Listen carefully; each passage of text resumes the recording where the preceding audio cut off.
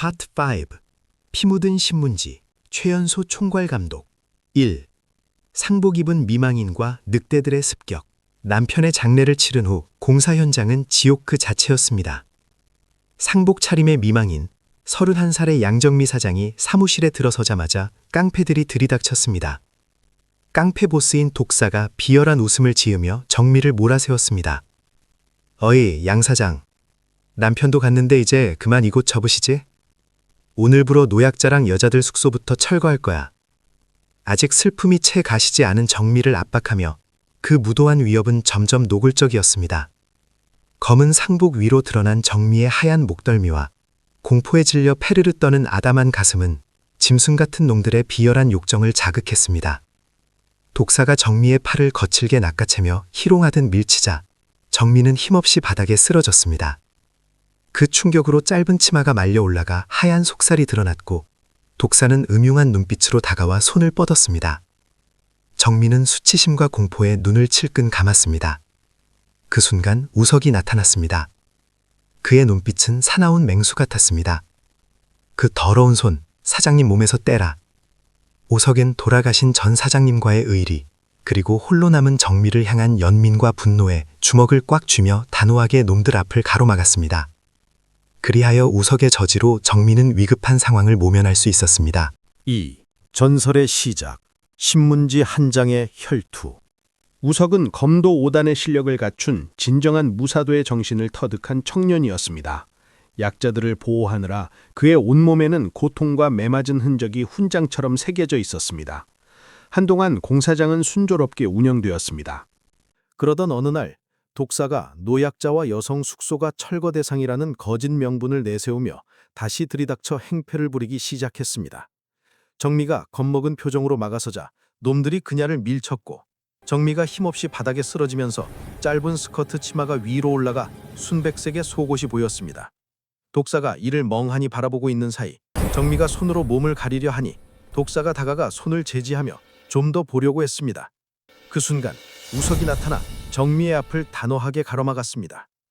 그러자 부하 몇 명이 우석을 제압하려고 달려들었지만 우석은 춤을 추듯 몸을 돌리며 순식간에 2명을 발로 차 쓰러뜨리고 나머지 1명은 주먹 한 방으로 잠재웠습니다. 정말 순식간에 벌어진 일이었습니다. 우석은 정미를 일으켜 세워 자신의 뒤로 보호한 뒤 독사를 노려보며 외쳤습니다. 여기는 좁으니 밖으로 나와라. 우석은 곧바로 정미의 손을 잡고 밖으로 나오자 깡패들 모두가 따라 나왔습니다. 그 순간 이대로는 깡패들의 횡포를 계속 막을 수 없다고 판단한 우석은 정미에게 제안했습니다. 독사에게 1대1 대결을 신청하겠습니다. 지는 쪽이 완전히 철수하는 조건입니다. 저를 믿고 허락해 주십시오. 사장님과 이곳은 반드시 제가 지켜내겠습니다. 그렇게 말하며 우석은 굳은 결의를 보였습니다. 그러나 정미는 너무나 위험한 제안에 망설였지만 죽은 남편이 그토록 신뢰했던 우석의 확신에 찬 눈빛을 보고 떨리는 고개를 끄덕였습니다. 그리곤 우석은 독사에게 신사적인 결투인 1대1 대결, 지는 쪽 완전 철수를 제안하며 이 순간 이후 누구도 이 싸움에 개입하지 말 것을 분명히 했습니다. 좋아, 대신 딴 놈들이 끼어들면 개죽음이다. 독사의 위협적인 말에 부하들은 물러섰고 공사장 한복판에서 숨막히는 결투가 시작되었습니다. 우석의 무기는 바닥에 굴러다니던 신문지 한 장을 단단히 접은 막대기뿐이었습니다. 장난하냐? 독사가 비웃으며 회칼을 꺼내 달려들었습니다. 인부들의 비명이 터졌지만 우석은 조금도 흔들리지 않은 채 춤추듯 유려한 움직임으로 공격을 피하며 기압과 함께 신문지 막대로 관절과 급소를 정확히 타격했습니다. 뼈가 울리는 타격음에 독사의 얼굴이 일그러졌습니다. 싸움은 무려 시간 가까이 이어지는 숨막히는 접전이었습니다. 우석은 덤도의 보호법으로 상대의 공격을 흘려내고 신문지 막대로 급소만을 정확히 타격했습니다. 그것은 마치 중국 무협 영화의 고수와도 같은 노련미였습니다. 싸움이 이어지는 동안 우열가리기 힘든 싸움의 일진일퇴의 공방이 반복되었고 서로에게 상처를 남기는 격돌이 계속되었습니다. 현장을 둘러싼 사람들은 모두 숨을 죽인 채 그 광경을 지켜보고 있었습니다. 우석은 상황을 완벽하게 꿰뚫고 있는 듯 여유로운 모습을 유지하고 있었지만 이마에는 땀방울이 맺혀 있었고 얼굴에는 피 묻은 상처가 남아 있었으며 등은 옷이 찢어진 상태였습니다. 독사 역시 얼굴이 피투성이었고 가슴팍과 등에는 여러 곳에 발자국이 선명하게 남아 있었습니다. 그러나 그 순간만큼은 누가 우세한지 쉽게 판단할 수 없는 극한의 상황이 이어지고 있었습니다. 우석은 끝내 집중력을 잃지 않았습니다. 그 순간 우석은 독사에게 말했습니다. 예상보다 실력이 없네. 실망했어. 그 말은 이제 탐색을 끝내고 마무리하자는 신호였습니다. 그러자 독사는 이 새끼 이 자리에서 죽여주마! 라고 외치며 가슴속에 숨겨두었던 또 다른 회칼을 꺼냈습니다. 독사는 독이 오른 볼도구처럼 달려들며 미친 듯이 칼춤을 추었고 인부들의 비명이 터져나왔습니다. 하지만 우석은 조롱하는 것처럼 유연한 자세로 칼을 피하며 신사적인 싸움에 칼을 하면서 계속해 몸을 돌리며 그놈의 급소를 발차기로 타격하며 즐기는 것 같았습니다. 더욱 약이 오른 독사는 거품을 입에 물고는 계속하여 달려들었지만 노련한 우석의 무술 실력에는 미치지 못했습니다. 우석의 눈에는 독사의 허점들이 여실히 드러나고 있었습니다. 독사가 다소 지친 기색을 보이며 공격의 속도를 늦추는 순간 우석은 낮게 말했습니다. 그럼 이제 내 공격 받아라. 우석은 마치 공중에 잠시 멈춘 듯 약 2m 높이로 솟구쳐 올랐다가 내려오며 얏! 하는 기합과 함께 신문지 막대를 내리꽂았습니다. 그 일격은 독사의 정수리 급소를 정확히 강타했습니다. 탁! 둔탁한 파열음과 함께 독사는 공중제비를 돌듯 바닥에 쓰러졌고 그대로 죽은 듯 기절해버렸습니다. 부하 몇 명이 독사에게 달려가 상태를 살피며 흔들어 깨우려 했지만 그는 좀처럼 정신을 차리지 못했습니다. 그때 우석이 담담하게 말했습니다. 급소를 맞아 기절한 상태다. 10분 정도 지나면 깨어날 테니 그때 병원으로 데려가라. 새로운 의형제 이명훈의 등장과 슬리. 우석이 현장을 벗어나가려는 순간이었어요. 그 모습을 지켜보던 깡패들이 약속을 어기고 칼과 쇠파이프를 들고 저놈 죽여! 라고 외치며 모두가 달려들었어요. 그 광경을 본 우석은 곧바로 공중으로 솟아올라 연이은 발차기 기실로 급소를 타격하며 10여 명을 쓰러뜨렸습니다. 착지와 동시에 그는 다시 몸을 낮추며 남은 놈들을 상대하려는 자세를 취했습니다. 그 순간 저 멀리서 이 싸움을 흥미롭게 지켜보고 있던 야간고 3학년 19살의 이명훈이 앞으로 나서며 깡패들을 향해 고함쳤습니다. 이 새끼들아, 약속된 결푼데 양아치 짓이나 하고 있네. 너희 같은 놈들이 무슨 깡패냐? 명예도 자존심도 없는 쓰레기 양아치들이지. 그는 우석에게 쇠파이프 하나를 건네며 씩 웃었습니다. 형, 구경 잘했습니다. 이제 같이 쓸어버리죠. 태권도 4단 이명훈과 검도 5단 우석이 등을 맞댄 순간 공사장 분위기는 완전히 달라졌어요. 두 사람의 움직임은 거침이 없었고 싸움은 오래가지 않았어요. 깡패들은 더 이상 맞서림도 없이 다리는 부러지고 머리와 몸은 여기저기서 깨지고 찢어지며 하나둘 쓰러졌어요. 상황이 종료되자 숨죽이고 있던 인부들은 환호성을 터뜨리며 신우석을 연호했습니다. 그 함성 속에서 양정미가 눈물을 글썽이며 우석에게 달려왔어요. 그리고 사람들 시선도 잊은 채 우석을 꼭 끌어안았어요. 우석씨, 고마워요. 정말 고마워요. 우리 공사장 살려줘서. 그녀는 사람들 시선도 아랑곳하지 않고 우석의 상처난 볼과 허리를 어루만지며 흐느끼고 있습니다. 그녀의 뜨거운 눈물과 풍만하고 뜨거운 가슴이 우석의 상처 입은 몸에 밀착되었습니다. 그녀의 눈물은 우석의 피와 섞여 흘렀고 우석은 정미를 안심시키며 말했습니다. 그리고 걱정스러운 눈빛으로 자신을 바라보는 정미와 인부들을 향해 고개를 숙였어요. 고맙습니다, 사장님. 아니, 정미 누나. 우석은 잠시 숨을 고르더니 좌중을 울리는 한마디를 던졌어요. 제가 이긴 게 아닙니다. 우리 누님과 여기 계신 여러분의 간절한 마음이 그리고 가족들 생계 지키겠다는 그 마음이 이 싸움을 끝낸 거예요. 그 말을 듣는 순간 공사장 분위기가 달라졌어요. 사람들은 그제야 이 싸움이 단순한 주먹 다짐이 아니었다는 걸 느끼기 시작했어요. 우석의 그 한마디는 아직 놀라움과 두려움이 가시지 않았던 정미의 가슴에 깊은 감동의 파문을 일으키며 남았어요. 단순히 싸움만 잘하는 청년이 아니라 사람의 마음을 헤아릴 줄 아는 사람이라는 생각이 들었거든요. 그날 이후로 사람들 눈에 비친 우석의 모습은 예전과는 조금 달라 보이기 시작했어요. 단순히 싸움만 잘하는 사람이 아니라 말 한마디로 사람들 마음을 움직일 줄 아는 모습이더라고요. 그날 이후 우석은 자연스럽게 공사장의 중심인물이 되어가고 있었어요. 정민은 눈물을 훔치며 자, 우리 주위 정리하고 다 같이 밥 먹으러 가요. 인부들은 싸움의 흔적을 지우고 깨끗이 청소를 마친 뒤 근처 식당으로 이동해 식사했습니다. 이야기꽃을 피우는 와중에 우석은 좀 전 싸움의 피날레를 장식해준 청년에게 다가가 통성명했어요. 인부들도 하나둘 그에게 다가가 고맙다, 젊은 치구가 대단하다 라며 술잔을 권했어요. 넷째, 막걸리잔에 맺힌 의형제의 맹세와 총괄 감독. 1. 침묵 속의 밤. 식당의 분위기는 서서히 정리되고 있었어요. 작업실에서 일하던 19살의 여성 인부 나은지. 매력적인 모습으로 언제나 미소를 머금고 다니는 고운 심성을 지닌 아이였어요. 그 모습이 눈에 띄어 정민은 유독 관심을 가지고 지켜보게 되었고 어느새 가끔 인사를 나누고 가벼운 이야기를 건네는 사이가 되었습니다. 그런데 몇 달 전부터 은지의 얼굴에서 웃음이 조금씩 사라지는 걸 보며 정민은 의아해하고 있었어요. 아버지의 병세가 악화되었다는 이야기를 들은 뒤라 그저 힘든 사정이 있겠거니 하고 넘기려 했죠. 하지만 그날은 분명히 달랐어요. 은지는 끝내 숟가락을 들지 못한 채 밥그릇 앞에 그대로 앉아 있었어요. 말을 걸어도 짧게 고개만 끄덕일 뿐이었고 시선은 계속 바닥에 머물러 있는 거예요. 정민은 그 모습을 처음부터 끝까지 말없이 지켜보고 있었어요. 식사가 마무리될 즈음 정미가 자리에서 일어나 말했습니다. 오늘은 여기까지 할게요. 다들 수고 많았어요. 음식이 많이 남았으니 천천히 드시고 내일 봐요. 사람들이 하나둘 자리를 정리하는 사이 정민은 자연스럽게 은지에게 다가갔습니다. 은지야, 나랑 잠깐 사무실에 같이 가자. 할 얘기 있어. 말투는 평소와 다르지 않았고 그래서인지 아무도 그 말을 이상하게 여기지 않았어요. 정민은 가볍게 은지의 팔을 잡았고 우리는 그대로 식당을 나섰어요. 식당을 나온 뒤에도 정민은 말없이 은지와 나란히 사무실 쪽으로 걸음을 옮겼어요. 방 공기는 서늘했고 은지는 아무 말 없이 고개를 숙인 채 정미 옆을 따라 조용히 걸었어요. 사무실로 향하는 길에서 정미가 조심스럽게 물었습니다. 오늘 무슨 안 좋은 일 있었니? 은지는 아무 말 없이 고개만 끄덕였어요. 사무실에 도착해 불을 켠 정민은 서류 몇 장을 정리하다가 은지를 바라보니 은지는 고개를 숙인 채 조용히 눈물만 흘리고 있었어요. 정민은 괜히 마음을 건드려 더 다치게 할까봐 그 이상 묻지 않았어요. 지금 이 자리에서 꺼낼 이야기가 아니라는 걸 정미도 느끼고 있었거든요. 은지야, 오늘은 우리 집에 가서 쉬자. 정민은 그렇게 말하며 은지를 자기 집으로 데려갔어요. 집에 도착한 뒤 정민은 따뜻한 국을 데우고 밥을 차려 은지를 식탁에 앉혔습니다.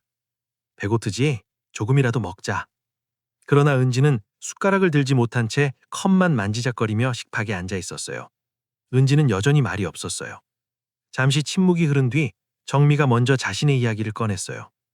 남편이 떠난 뒤의 외로움과 혼자 감당해야 했던 시간, 버텨야 했던 날들을 담담하게 들려주었어요. 그리고 은지를 바라보며 이렇게 말했어요. 무슨 일이든 말해도 돼. 네가 겪은 일 내가 도울 수 있는 데까지는 꼭 도와줄게. 하지만 은지는 연반장으로부터 되돌아올 보복이 두려워 어떤 이야기도 하지 않은 채 그날 밤은 울기만 했습니다. 정민은 더 이상 묻지 않았고 욕실로 안내해 몸을 씻게 한 뒤 자기 옷을 꺼내 입게 했습니다. 그날 밤 정미가 은지를 위로하며 달래면서 잠들게 했습니다. 그러나 정민은 은지가 자는 모습을 보면서 이 아이의 문제가 뭔지 궁금했지만 일단은 은지를 안정시키고 보호해야 한다는 생각으로 더 이상 묻지 않았습니다. 며칠을 편하게 자기 집에서 지내게 하겠다고 생각하며 불을 끄고 잠자리에 들었습니다. 싸움터에서 피어난 의형제. 한편 그날의 모든 일이 정리된 뒤 식당에서의 뒤풀이가 끝나 사람들이 하나둘씩 떠났습니다. 우석은 명훈을 데리고 인근 대포집으로 향했습니다. 피 같은 돈으로 산 막걸리를 앞에 두고 우석은 명훈의 이야기를 듣기 시작했습니다. 명훈은 일자리를 구하러 다니다가 우연히 그 싸움을 목격했고 그냥 지나칠 수 없어 몸을 던지게 되었다고 말했습니다. 어려웠던 가족사도 담담하게 털어놓았습니다. 부모님의 사업 실패로 가정이 무너졌고 아버지는 먼저 세상을 떠났으며 어머니와 동생들마저 병마에 시달리다 차례로 곁을 떠났다고 했습니다. 그 뒤로 혼자 남아 야간고 3학년으로 학교에 다니며 낮에는 공사장을 전전해왔다고 했습니다. 어린 시절 아버지의 권유로 태권도를 시작해 꾸준히 연마한 결과 현재 태권도 4단이라고 자신을 소개했습니다.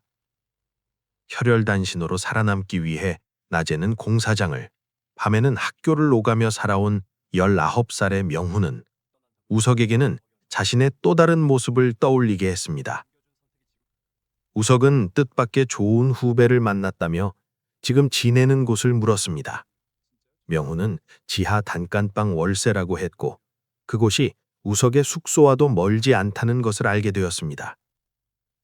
밤이 깊어져 가는 동안 두 사람은 막걸리장을 앞에 두고 오래 이야기를 나누었습니다. 우석은 잠시 생각하다가 말했습니다. 내일부터 이곳에서 나랑 같이 일하자. 명우는 잠시 망설이다가 고개를 끄덕였습니다. 그렇게 두 사람은 형과 동생으로 지내며 서로 의지하고 도우며 살아가기로 약속했습니다. 오랜만에 인간미 넘치는 정을 나눈 그날 밤, 우석은 오늘 하루도 무사히 지냈다는 안도감을 느끼며 잠속으로 빠져들었습니다. 3. 침묵 속의 은지의 심리 변화.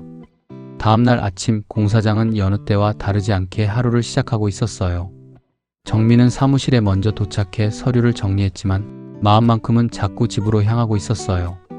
전날 밤 아무 말 없이 울다 잠들던 은지의 얼굴이 머릿속에서 떠나지 않았어요.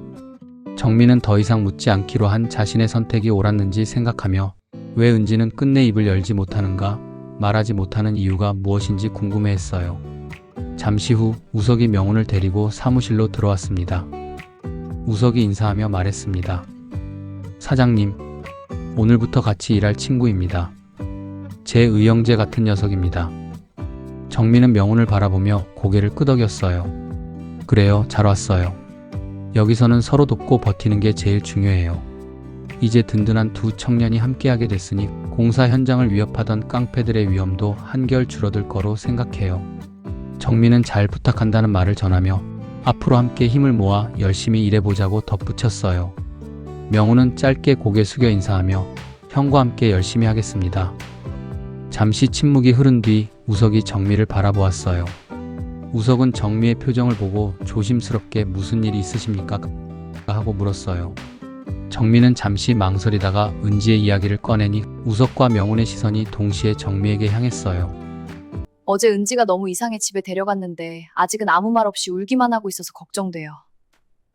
하지만 분명한 건 저 아이가 지금 혼자 버틸 수 있는 상태는 아니라는 거예요.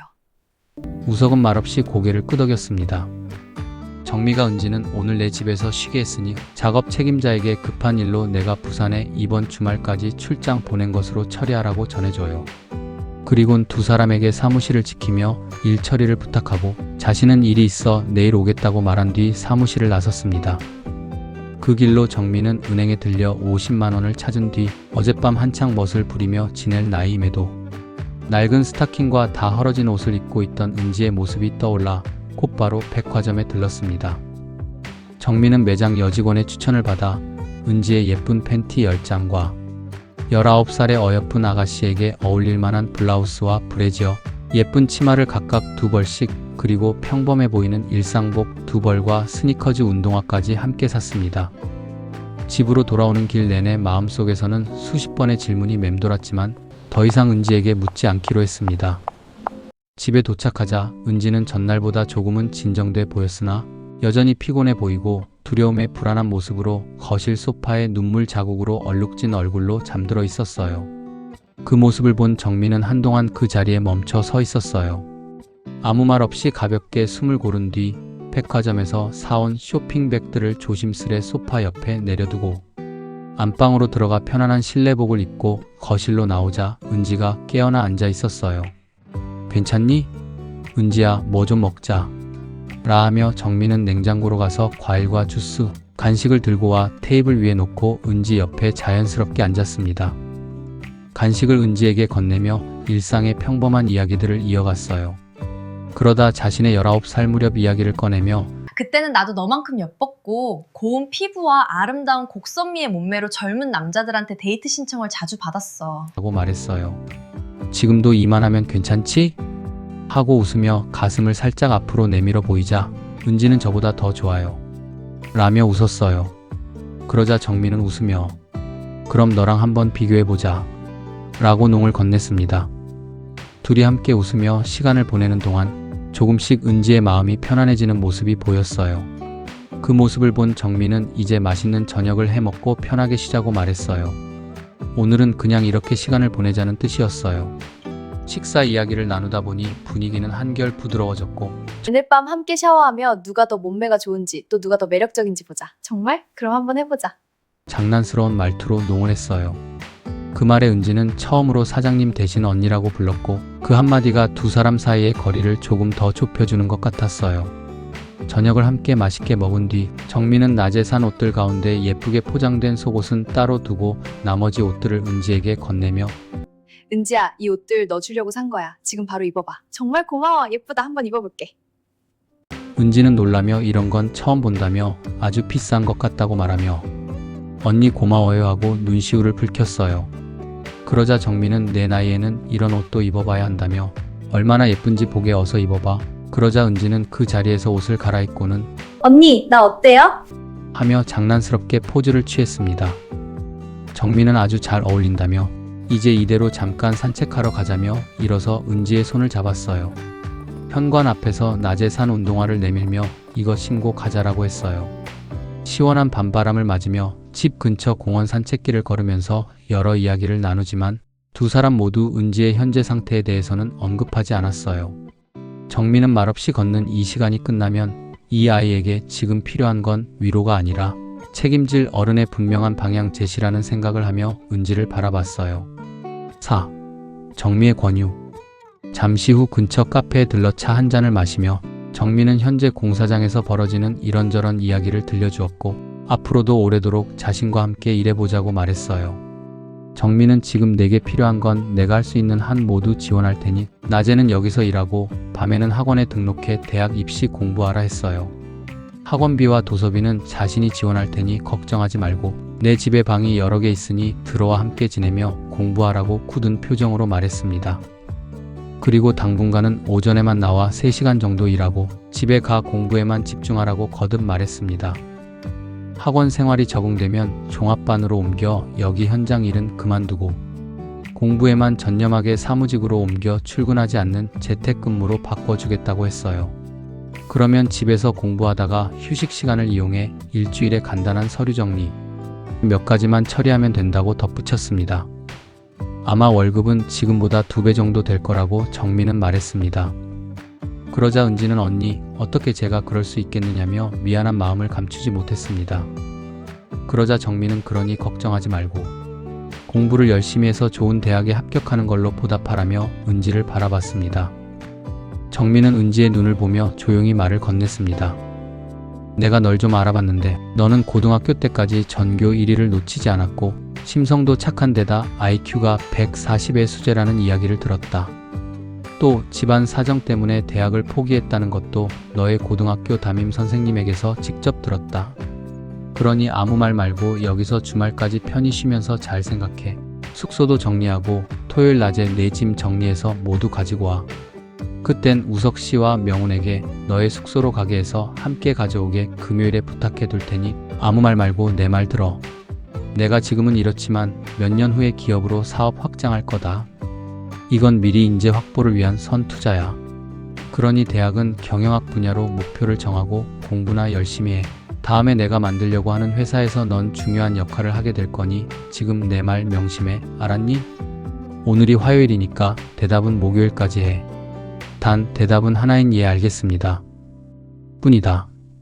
정미의 말이 끝나자 은지는 카페 테이블 위에 시선을 둔 채 아무 말도 하지 못했어요. 5. 피눈물 흘리는 은지의 사연. 정미가 자 이제 차도 다 마셨고 시간도 10시니 집에 가서 샤워하면서 누구의 몸이 예쁜지 확인하러 가자고 했어요. 덜 예쁜 사람이 내일 저녁 준비하는 거다. 알았니? 하며 웃었습니다. 집으로 돌아와 함께 샤워하며 장난을 치고 서로의 등을 씻어주었습니다. 그러면서 정민은 은지야, 내 앞으로 돌아봐 하며 은지를 돌려 세우고는 야, 내 피부가 더 고운 것 같지 않니? 하고는 은지의 어깨를 가볍게 터치한 뒤 내일 저녁은 네가 준비해야겠네 하며 웃었습니다. 둘이 함께 안방으로 가서 옷을 입고 거실로 나와 이런저런 이야기를 하던 중 은지가 침울한 표정으로 사장님, 언니 횡설수설한 말투로 저 어떡해요? 라며 고개를 숙이고 눈물을 흘리고 있었습니다. 정민은 은지에게 다가가 휴지통을 건네며 울지 말고 자세히 얘기해봐. 그럼 함께 해결 방법을 찾을 수 있을 거야. 은지는 한동안 오열을 토하며 서럽게 울고 나서 멍하니 거실 바닥을 내려보고 있었습니다. 정민은 사연이 뭔지 모르지만 매우 심각한 충격적일 것이란 직감에 은지의 등을 감싸며 울고 싶으면 소리내어 더 울어도 된다며 토닥여 주었습니다. 은지는 정미의 가슴에 안긴 채 서럽게 소리를 죽여가며 어깨를 들썩이면서 울고 있었습니다. 정미는 이 아이가 얼마나 아파하는지 온몸으로 느끼며 무슨 일인지는 아직 알 수 없었지만 안타까운 마음에 눈가에 눈물이 맺혀 흘러내리려 하고 있었습니다. 정미는 더 이상 묻지 않고 은지의 등을 계속 토닥여 주었습니다. 그렇게 10여 분이 지나 은지가 조금 진정한 기색을 보이자 정미는 낮은 목소리로 말했습니다. 이제는 마음속에 담아 두지 말고 언니에게 어떤 것이든 좋으니 자세히 말해줄 수 있겠니? 잠시 침묵이 흐른 뒤 정미는 자신의 이야기를 먼저 꺼냈습니다. 남편이 떠난 뒤 자신도 한때는 아무 말도 하지 못한 채 버티던 시간이 있었다고 했어요. 괜히 말을 꺼냈다가는 일이 더 복잡해질 것 같았고 스스로가 약해 보일까 두려웠다고도 했습니다. 그러다 잠시 숨을 고른 뒤 정미는 조용히 말을 이었습니다. 하지만 말하지 않으니 결국 아무도 도와주지 않더라고. 그 말을 들은 은지는 망설이다가 말을 할 듯 말 듯 몇 차례를 반복했습니다. 그러다 결국 성추행과 폭력 그리고 끝없이 이어진 금품 갈취에 대해 털어놓으며 오열했습니다. 그동안 꾹 눌러 담아 두었던 이야기들을 피눈물을 쏟듯 하나씩 꺼냈고 울다가 멈추기를 반복하며 겨우 말을 이어갔어요. 듣고 있는 정미가 분노하며 이 죽일 놈 새끼. 내가 어떤 방법을 써서라도 내가 당한 것의 10배 이상으로 반드시 되갚아주고 절대 용서하지 않겠다고 말했어요. 그러고는 은지를 끌어안은 채 말없이 함께 눈물을 흘렸어요. 은지는 5개월 전부터 시작되는 이야기를 눈물로 이어갑니다. 그날은 야간 작업이 끝나가던 밤이었어요. 휴게실에서 물 한 잔 마시며 쉬던 중 너무 피곤해 소파에 기대어 앉아있다가 그만 잠이 들었습니다. 눈을 떠보니 시간은 이미 밤 11시, 야간 작업은 모두 끝나 있었고 사람들은 숙소로 돌아간 뒤였습니다. 혼자 남아있다는 것을 깨닫고 서둘러 소지품을 챙겨 밖으로 나가려는 순간 악명 높은 35살의 연반장이 왔어요. 저를 보자 그는 오늘 저녁에 일도 안 하고 보이지 않더니 어디에 있다가 이제 가느냐며 다그쳤습니다. 그러면서 1급과 월급을 절반으로 줄이겠다고 했어요. 자세한 이야기는 저기 다방에서 하자며 따라오라고 했습니다. 갑자기 돈 이야기가 나와 마음이 급해졌고 사정이라도 해보려고 그를 따라갔어요. 평소에도 그는 예쁘게 생긴 여성 인부들을 성추행하곤 했지만 저에게는 가벼운 장난 정도만 해서 별다른 의심 없이 지내고 있었습니다. 다방에서 30분가량 이야기를 한 뒤 숙소로 돌아오는 길이었습니다. 늦은 시간이니 숙소 근처까지 데려다 주겠다며 함께 걷자고 했어요. 함께 걷던 중 연반장이 갑자기 땅에 쓰러졌고 일으켜 세우려 하자 발을 삐끗해 이대로 집에 가기 어렵다며 야간 작업 휴게실까지만 부축해달라고 했습니다. 저는 그의 팔을 어깨에 올려 휴게실로 데려가 바닥에 눕게 하고 자리를 마련해 준 뒤 숙소로 돌아가려 했어요. 그때 그는 저를 붙잡고 너무 예쁘고 착하다며 오늘 일은 없던 일로 하겠다고 말했습니다. 그러고는 제 목을 감싸고 키스를 시도하며 강제로 추행하려 했어요. 제가 강하게 저항하자 그는 주먹으로 머리와 가슴을 때리며 폭행을 시작했습니다. 쓰러진 뒤에도 저항하자 상의와 바지를 찢으며 가만히 있으라고 소리치고 뺨을 세차게 때렸습니다. 저는 정신이 혼미해 가던 중 옆에 있는 쇠로 된 담배 재떨이를 잡고 연반장의 머리를 힘껏 내리치며 저항하자 연반장의 머리에서 피가 나며 바닥에 쓰러져 있는 것을 보고 급하게 문을 열고 밖으로 마구 달렸습니다. 그는 머리를 감싸 쥔 채 저를 따라오다 지쳐 심한 욕설을 퍼부으며 가만두지 않겠다고 소리쳤습니다. 저는 있는 힘을 다해 숙소로 달려와 정신을 차려보니 상의와 바지가 여러 곳 찢어져 속옷이 드러난 상태였습니다. 늦은 밤이라 지나는 사람이 없었던 것이 그나마 다행이었습니다. 화장실에서 샤워하고 옷을 갈아입은 뒤 내일 다시 출근해야 한다는 생각이 들자 두려움이 밀려왔어요. 입술은 터지고 얼굴은 부어 있었으며 팔과 허벅지 곳곳에는 시퍼런 멍이 남아 있었습니다. 또한 그의 머리 상처가 마음에 걸렸고 앞으로 무슨 일이 벌어질지 생각하니 분하고 억울했습니다. 하지만 혹시 작업장에서 쫓겨나지는 않을지 걱정하며 그날 밤 잠을 이루지 못했습니다. 시골에 계신 아버지의 병환이 깊어져 약값을 보내야 한다는 생각에 눈물이 멈추지 않았습니다.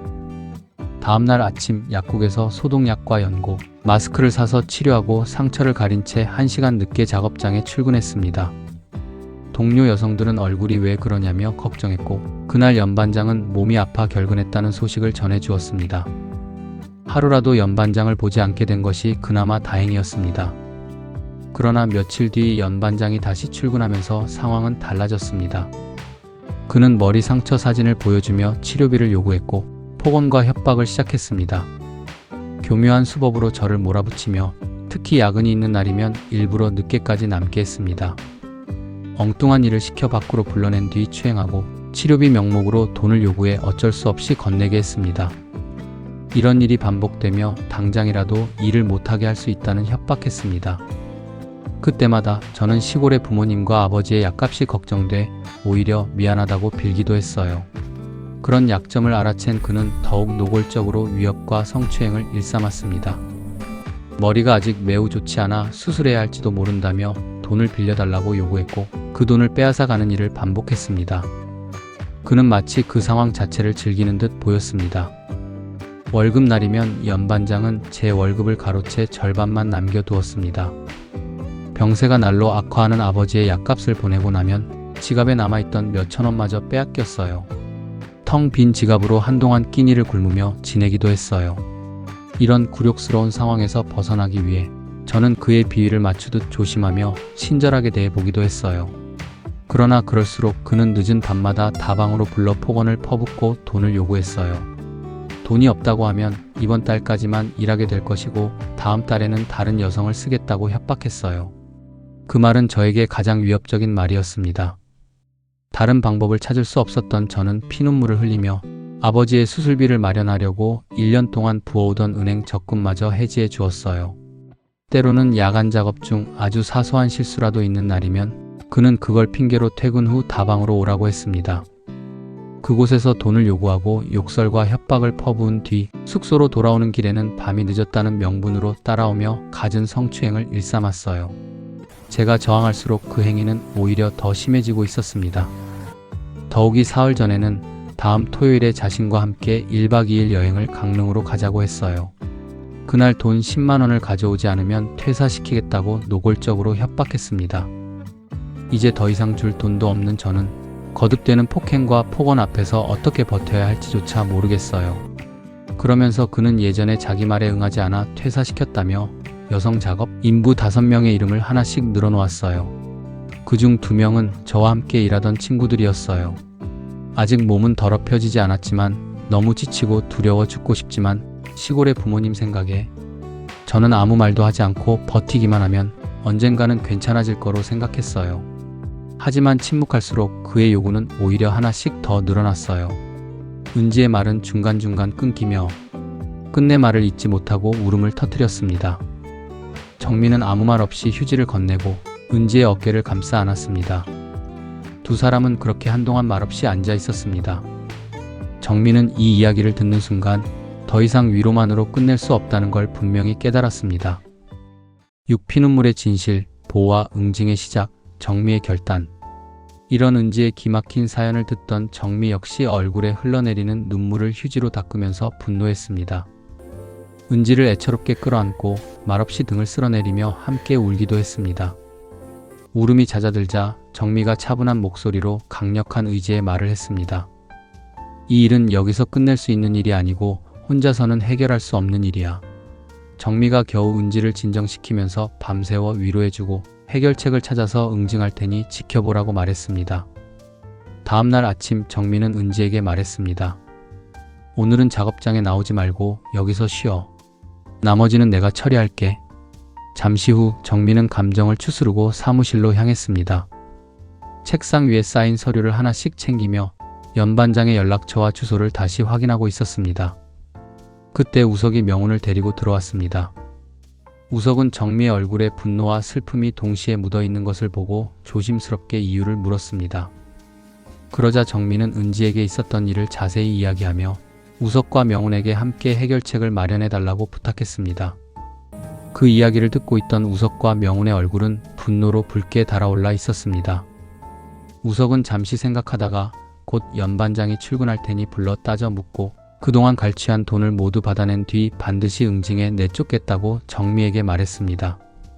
정미는 반드시 그렇게 하라고 말하며 이 일은 은지를 위해 누구에게도 알리지 말고 철저히 비밀로 해달라고 두 사람에게 강하게 당부했습니다. 그리곤 정미는 두 사람에게 사무실을 지키며 당분간 일 처리를 맡아 달라고 말했습니다. 은지는 지금 안정이 필요한 상태라 쉬면서 심리치료를 받아야 해서 이번 주말까지 내 집에서 쉬게 했으니 작업 책임자에게 내가 일이 있어 부산에 주말까지 출장 보냈다고 전하고 출근부는 출장 처리하라고 정미가 지시했습니다. 정미는 개인적인 일이 있어 오늘 저녁에 다시 오겠다고 말한 뒤 사무실을 나섰습니다. 곧바로 집에 돌아오니 은지는 어젯밤 울분을 쏟아낸 뒤 조금은 편안해진 얼굴로 잠들어 있었습니다. 순수한 처녀의 모습 그대로 깊이 잠들어 있는 얼굴을 보며 정미는 한동안 그 자리에 서 있었습니다. 잠시 후 정미의 움직이는 소리에 은지가 깨어났습니다. 은지는 고맙고 감사하다며 누구에게도 말하지 못하고 혼자서 많이 울었고 얼마나 막막했는지 모른다고 했어요. 언니에게 다 말하고 나니 마음이 한결 후련해졌다며 다시 눈물을 흘렸어요. 정미는 이제 아무 걱정하지 말라고 말했습니다.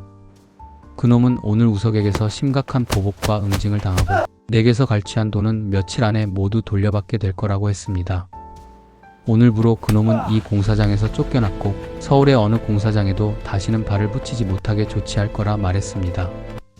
그러니 이제 그 일은 잊어버리라고 했습니다. 이 사실은 우석과 명훈만 알고 비밀로 할 것이니 아무 걱정하지 말라고 덧붙였습니다. 그리고 지금은 우선 샤워하고 여기 있는 속옷으로 갈아입으라고 했어요. 나머지 포장된 옷들도 가져가 입으라며 포장된 속옷과 40만 원이 든 봉투를 은지에게 건네주었습니다. 정미는 오늘 자신의 차로 은지의 집에 함께 가서 부모님을 뵙고 아버지의 약값을 드린 뒤 서울로 같이 올라오자고 말했습니다. 그 말을 들은 은지는 다시 한번 사장의 배려에 감사하다고 했어요. 그동안 혼자서 외롭게 울며 버텨왔던 시간이 떠올라 결국 감정을 참지 못하고 울음을 터뜨렸습니다. 그런 은지를 바라보던 정미는 그래, 울고 싶으면 지금은 마음껏 울어도 된다고 말하며 조용히 그녀를 감싸 안고 등을 토닥여 주었습니다. 한참을 울고 난 은지는 욕실로 들어가 샤워하고 거실로 나와 정미 앞에 섰어요. 사장님, 아니 언니라며 정미를 꼭 안고 이 은혜를 잊지 않고 평생 살아가며 갚겠다고 말했습니다. 그 말에 정미는 나에게 갚는 것보다 내가 앞으로 잘 살아가는 게 나에게 주는 가장 큰 선물이라고 말하며 은지를 위로했습니다. 그리곤 은지를 밀치며 빨리 집에 갈 준비하라고 했어요. 은지는 일어나 정미 앞에서 속옷과 겉옷을 입었어요. 그 모습을 보던 정미가 은지의 윤기나는 피부를 보고 역시 젊음이 좋구나 하며 그녀의 등을 쓰다듬었습니다. 잠시 후 두 사람은 시골집으로 향했습니다. 시골집에 간 그녀들은 부모님께 인사드리고 준비해간 선물과 약값이 든 봉투를 전했습니다. 은지는 서울 사장님의 공장에서 안전하게 지내고 있으니 걱정하지 말라며 그동안의 이야기를 조심스럽게 전했어요. 그렇게 오랜만에 가족과 시간을 보낸 뒤 두 사람은 다시 서울로 돌아왔습니다. 서울에 도착하자 은지는 자신의 숙소로 가려고 했습니다. 그때 정미는 어디 가느냐며 이제는 나와 함께 여기서 지내기로 한 거 아니냐고 말했습니다. 그리고는 은지를 자기 집으로 데려갔습니다. 저녁을 함께 먹은 뒤 정미가 사무실로 돌아오자 바닥에는 무릎을 꿇고 앉아 빌고 있는 연반장이 보였습니다. 연반장은 정미를 보자 살려달라며 애원했어요. 그 말에 화가 난 정미는 자기 손가방으로 그놈의 머리를 치며 너는 여동생도 누나도 엄마도 없는 자식이냐? 하며 어떻게 그 어리고 순진한 아가씨에게 그런 짐승 같은 짓을 하냐며 마구 때렸어요.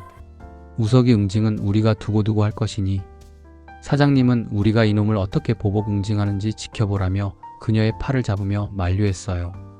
우석이 연반장이란 놈에게 그동안의 은지에게 갈취한 내용의 금액을 빠짐없이 적으라 하고 확인 후 틀린 부분이 있으면 넌 죽는다고 하며 재차 확인시켰습니다. 그 돈은 무려 500만 원의 큰 금액이어서 정미, 우석, 명훈이 놀라며 특히 정미는 야, 이 나쁜 새끼야 그 돈은 은지 아버지 수술비와 약값으로 작업장이 쉬는 날이면 돈 모으려고 밥을 굶어가며 모아온 피 같은 돈을 내가 하며 자기 가슴을 치며 책상 위에 있던 지시봉을 반장놈의 머리를 향해 던졌어요. 그동안 갈취한 돈의 이자를 은행 이자의 5배를 계산하여 금액을 산정하고 상환은 2주간의 여유이며 이때까지 사장님에게 돈 가져오지 않으면 너의 모든 재산은 사라질 것이고 넌 그 길로 불구가 되어 감옥으로 가게 될 거라며 우석이 엄포했습니다. 우석이 계산한 금액은 650만 원이었고 그는 그 수치를 연반장에게 다시 확인시켰어요. 또한 우석은 그동안의 일에 대해 어떠한 문제 제기도 하지 않겠다는 각서를 연반장에게 작성하게 했습니다. 그동안 우석을 지켜보며 그 어떤 위협 앞에서도 물러서지 않는 사람이라는 걸 알고 있었기에 그의 요구에 순순히 응할 수밖에 없었습니다. 연반장은 연신 용서를 빌며 고개를 숙였습니다. 우석의 노련한 응징의 검도 기술로 인해 상처의 흔적은 겉으로 보이지 않지만 엄청난 고통을 받는 급소의 여러 곳에 타격을 받은 상태라 시간이 지날수록 그 고통은 점점 더 심해지고 있습니다.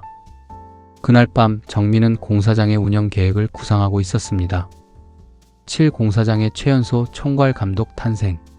정민은 우석에게 잠시 남아달라고 했습니다. 그 사이 명우는 현장에서 여러 인부에게 자신을 소개하며 앞으로 잘 부탁한다고 인사를 건넸어요. 인부들은 반갑다며 함께 잘해보자고 화답했습니다. 잠시 후 정민은 우석을 바라보며 조용히 말했습니다. 우석아, 이제 내가 총괄 감독을 맡아줘. 그 말에 우석은 깜짝 놀라며 손사래를 쳤습니다. 사장님, 제 나이 아직 어리고 이곳 사정도 완벽히 알지 못합니다.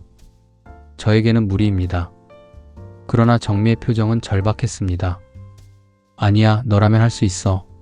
지금은 깡패들이 잠시 물러갔지만 언제 다시 나타날지 몰라.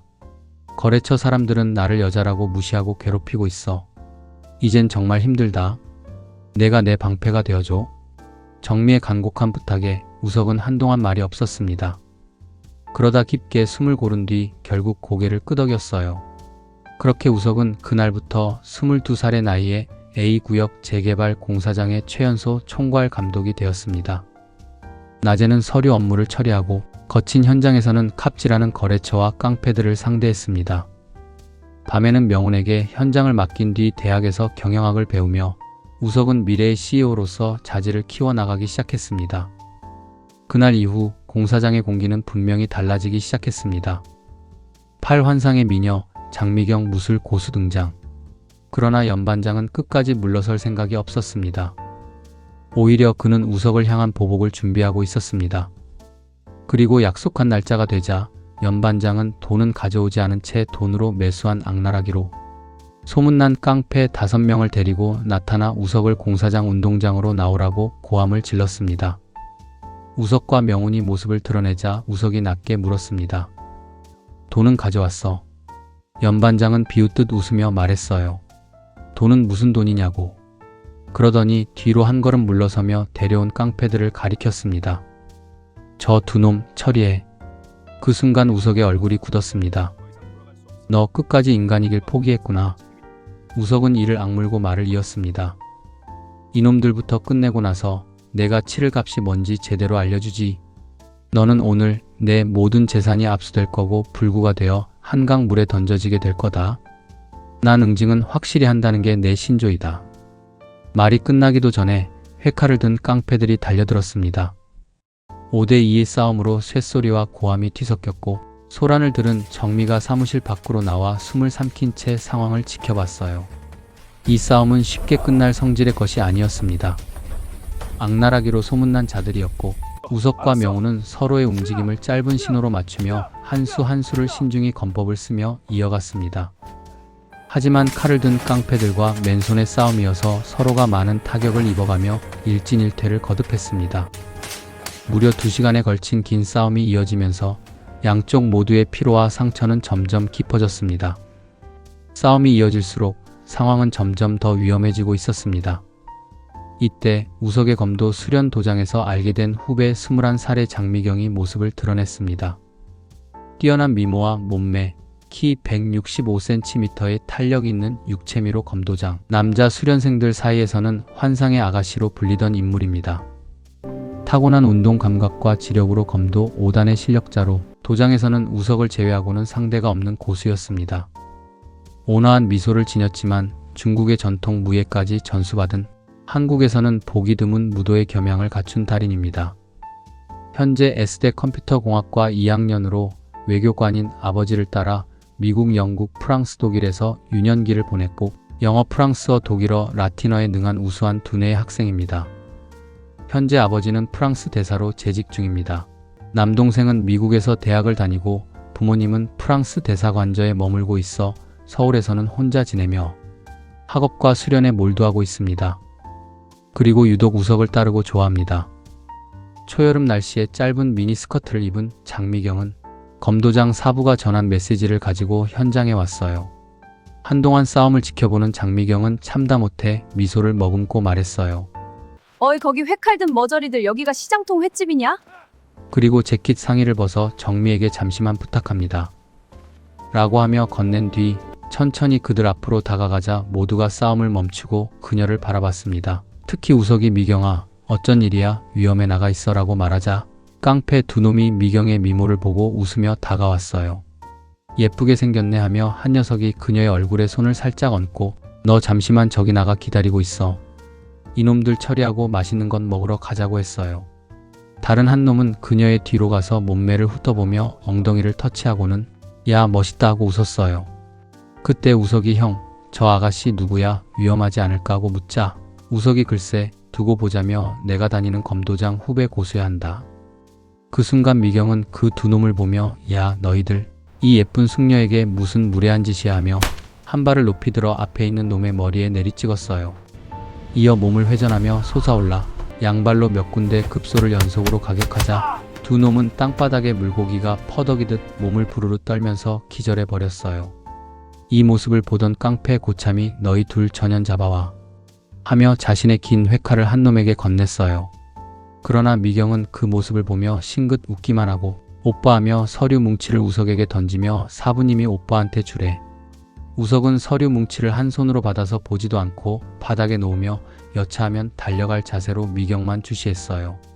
미경이에게 다가온 두 녀석 중 긴 회칼을 든 녀석이 칼을 미경이의 가슴에 들이대며 야 이년아 따라와 하고 한 녀석은 미경이의 짧은 치마를 힐끗 보며 한 손으로 미경의 손을 잡았어요. 이때 미경이 야 너 손은 씻었니? 이 아가씨 깨끗한 옷에 먼지 묻히지 말라며 몸을 틀어 그놈의 손목을 가볍게 쳐냈어요. 이어 순식간에 급소 몇 곳을 한 손으로 강타해 그놈을 쓰러뜨림과 동시에 회칼 든 놈의 손을 발로 차올려 칼이 우석 앞 바닥으로 떨어지게 했어요. 그리고는 마치 춤을 추듯 몸을 높이 올리며 양손은 치마를 잡아 살짝 올린 채 두어 바퀴를 회전하며 살포시 착지했어요. 칼이 떨어진 걸 미처 알아채지 못한 그 녀석은 공중에서 그녀의 치마와 곧게 뻗은 다리를 보느라 한순간 멍하니 굳어 서 있었어요. 미경이 웃으며 야 임마 100만 불짜리 아가씨 다리 본 소감이 어때 하며 두 손가락으로 쉼없이 빠른 동작을 하며 급소를 타격하여 그놈마저 혼절시켜 버렸어요. 이제 남은 놈은 고참 한 놈뿐이었고 미경은 그를 바라보며 야 머저리 너 다치기 싫으면 무릎 꿇어라 하며 천천히 그놈에게 다가갔어요. 그 모습을 지켜보던 사람들은 저렇게 예쁜 아가씨에게서 나오는 압도적인 기세에 저절로 숨을 삼키며 감탄하고 있었어요. 정미 또한 마치 중국 무협 드라마 속 무술 고수 여인을 보는 듯한 시선으로 황홀해하며 저런 아가씨와 함께 일할 수 있다면 얼마나 든든할까 하는 생각에 잠겨 있었어요. 그러는 사이 우석이 연반장 잡아와 하고 명훈에게 말했어요. 명훈은 예, 형님하고 움직이려 했고 그 순간 연반장이 눈치를 채고 달아나려는 모습을 옆눈으로 본 미경은 주저없이 자신의 스니커즈 운동화 한 짝을 집어 연반장의 중앙급소를 향해 던졌어요. 그놈은 아이고 소리를 지르며 두 손으로 앞을 움켜쥔 채 땅바닥을 뒹굴고 있었어요. 명훈이 달려가 미경의 신발 한 짝을 주워들고 연반장의 급소 한두 곳을 정확히 눌러 달아나지 못하게 한 뒤 그를 앞세워 우석 앞으로 끌고 왔어요. 바로 그 순간 고참 깡패가 너 인연 죽고 싶어 하며 흥분한 채 미경을 향해 달려들었어요. 미경은 웃으며 아이고 무서워라. 그런데 동작이 너무 느리다 하고 말했어요. 내 눈에 다 보여. 이러면 재미없잖아. 어이 좀 빨리 와 하고 극도의 심리전으로 그를 자극하자 깡패는 더욱 흥분해 마구 설쳐대며 수많은 헛 동작만 미경 앞에 드러내고 있었어요. 미경은 아주 여유롭게 살랑살랑 스텝을 밟으며 몸을 부드럽게 회전하면서 공격만 피하고 전혀 반격하지 않으며 마치 어린아이를 다루듯 그의 힘만 서서히 빼고 있었어요. 이는 상대의 체력과 집중력이 소진될 때까지 유인하는 고도의 심리 전술로 전통 무술 고수들 사이에서만 전수되는 비법 중 하나였습니다. 본인은 전혀 무리하지도 흥분하지도 지치지도 않은 채 즐기는 춤사위처럼 움직이고 있었어요. 시간이 흐를수록 미경은 더욱 부드러워졌고 마치 연인의 몸을 어루만지듯 고수놈의 급소. 이곳저곳을 가볍게 터치하며 웃으면서 대화를 나누듯 아프지 않니? 하고 묻고 있었어요. 싸움을 전혀 모르는 사람이 보아도 이건 싸움이 아니라 아이를 상대로 장난을 치는 듯한 모습에 가까웠어요. 격이 다른 움직임과 압도적인 실력 차이는 누가 봐도 분명했고 깡패의 허접한 동작만 더 도드라지게 드러나고 있었어요. 마치 격투란 이렇게 하는 것이라고 보여주는 시범 같았고 그 자리 자체가 무술의 수준이 무엇인지 증명하는 무대처럼 보이고 있었어요. 그러면서 미경은 야, 너 이제 지쳐 보인다. 이제 조용히 무릎 꿇어라. 더 창피당하지 말고. 그러자 고수란 놈은 오히려 더 흥분해 달려들며 너 인연 죽여버리겠어 하고 외쳤어요. 그리고는 가슴에 품고 있던 작은 손잡이 칼을 꺼내 미경의 가슴을 향해 세차게 던졌어요. 그 모습을 본 사람들은 일제히 아하고 놀란 소리를 쳤어요. 그러나 정작 미경은 그 자리에서 피하지도 않았고 두 손을 모아 날아오는 쇠칼을 살포시 잡아서 오빠 이거 하고 말하며 우석 쪽으로 던지며 윙크했어요. 우석은 칼을 들어 잠시 살펴본 뒤 야, 이건 아가들이 가지고 놀면 안 되는 거야. 이건 바닥고기 회 뜨는 칼이라고 말하며 깡패 놈을 차갑게 꾸짖었어요. 악랄하기로 유명하다는 소문을 날리던 놈은 이 자리에서 형편없는 자신의 실력을 모두 드러내고 있었고 그럴수록 분노만 더 키우고 있었어요. 하지만 실력의 차이는 어린아이와 무술 고수만큼이나 컸고 그의 어떤 공격도 바람 앞에 촛불처럼 아무 의미 없는 몸짓이 되고 말았어요. 미경이 거듭 무릎 꿇고 항복하라고 말해도 놈은 흥분한 채 어설프게 달려들기만 했어요. 그러자 미경은 그럼 내가 끝내주마 하며 공중으로 회전하며 그놈의 머리 위를 좌우로 넘었다 안고를 서너 번 반복하다가 살포시 착지했어요. 그리고 놈에게 다가가 눈 깜짝할 사이 빠른 손놀림으로 안면의 모든 급소를 마치 피아노를 치듯 연속으로 터치했어요. 놈은 그 자리에서 그대로 혼절해 버렸어요. 그리고 미경은 아무 일도 없었다는 듯 우석에게 다가가 오빠 힘 뺐는데 맛있는 고기 좀 사줘라. 그리고 심부름 값도 줘야 해 하고 말하며 우석의 팔을 잡았어요. 이어 상처난 부위를 살피며 오빠는 좀 다쳤네 하고 부드럽게 어루만졌어요. 그러는 사이 명훈이 미경에게 다가와 공손히 인사했어요. 저는 우석 형의 의동생 고3 이명훈입니다. 누나의 무술 구경 잘했어요. 앞으로 잘 부탁해요. 하고 말하며 손을 내밀었어요. 우석이 옆에서 이 친구도 한 운동한다. 태권도 4단. 미경은 반가워 하며 오랜만에 몸 좀 풀려고 했는데 싱거웠다. 앞으로 자주 보겠네. 오빠 동생이면. 오빠는 나 말고는 사람 잘 안 믿는데 의외다 하고 웃으며 명훈을 봤어요. 넌 참 운이 좋구나. 난 이 오빠 마음에 들려고 3년이나 고생했는데 하고 농담처럼 덧붙였어요. 이어 미경은 명훈의 상처를 살피며 너는 상처가 좀 심하다. 소독하고 약 발라라. 여긴 오빠하고 내가 정리할게 하고 담담하게 말했어요. 오늘 들려드린 이야기가 감동적이셨다면 구독과 좋아요 부탁드립니다. 여러분의 작은 응원이 영상 제작에 큰 힘이 됩니다. 감사합니다. 이어지는 다음 영상에서는 빗속에서 벌어지는 더욱 충격적인 운명의 소용돌이 파트 유궁진과 보상 함께하는 인연들 편도 놓치지 마세요. 본 영상에 등장하는 인물, 지명, 기관, 사건은 모두 창작된 허구이며 실제와 전혀 관련이 없습니다.